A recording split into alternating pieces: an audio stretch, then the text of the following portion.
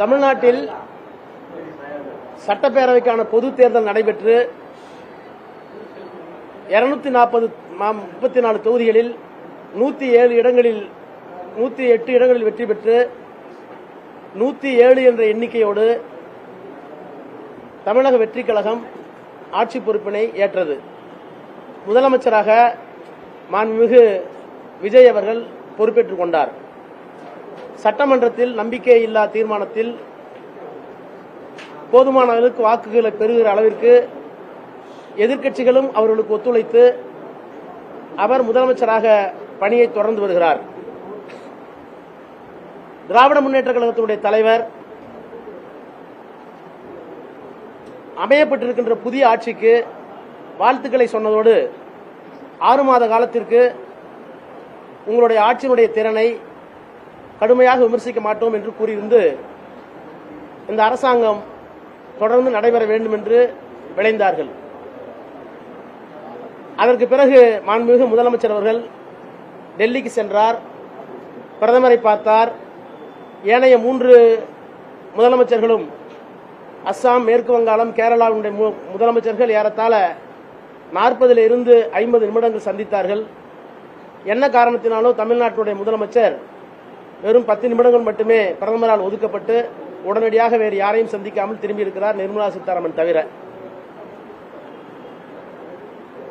அதற்கு பிறகு முதலாக தமிழ்நாட்டினுடைய தேர்ந்தெடுக்கப்பட்ட முதலமைச்சராக தொகுதி மக்களுக்கு நன்றி சொல்வதற்கு திருச்சிக்கு சென்றவர் ஒரு 18 நிமிடங்கள் பேசியிருக்கிறார்.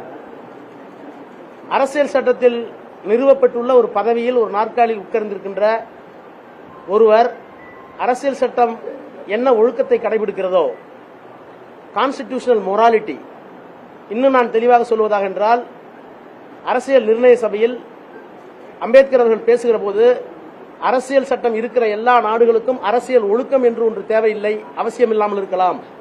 ஆனால் இந்தியாவிற்கு கான்ஸ்டிடியூஷனல் மொராலிட்டி தேவைப்படுகிறது. அது முதலமைச்சர்களுக்கும் அமைச்சர்களுக்கும் பிரதமர்களுக்கும் பொருந்தும் என்று உரையாற்றியிருக்கிறார். அந்த கான்ஸ்டிடியூஷன் மொராலிட்டி, அக்கவுண்டபிலிட்டி எதுவுமே இல்லாமல் தான் வகிக்கிற பதவிக்கு பொருத்தமானவராக இல்லாமல் தன்னுடைய தகுதியை குறைத்துக் கொண்டு பிதற்றி இருக்கிறார், வீராவசனம் பேசியிருக்கிறார். நான் தமிழ்நாட்டு மக்களை, அவருக்கு வாக்களித்த பெருமக்களை, வாக்களிக்காத பெருமக்களை எனக்கும் சேர்த்து அவர்தான் முதலமைச்சர் என்கின்ற அந்த உணர்வோடு மிகுந்த மரியாதையோடு நான் கேட்டுக்கொள்வதெல்லாம், சட்டமன்றத்தில் பதிலுரையாற்றிய மாண்புமிகு விஜய் அவர்களுடைய டோன் அண்ட் டனார், அவருடைய குரலினுடைய வலிமை, அந்த அழுத்தம், அந்த சத்தம், அதையும் திருச்சி அவர் உரையாற்றுகிற போது எல்லலும் துள்ளலுமாக கர்ஜித்ததாக சொல்லிக்கொண்டு கத்திக்கொண்டு பேசினாரே, அந்த பேச்சையும் இரண்டையும் ஒப்பிட்டு பாருங்கள்.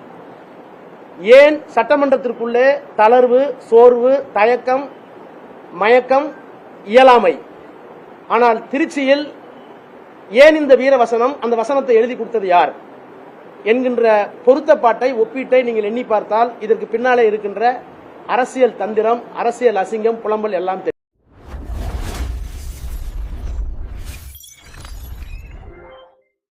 Sarvam News.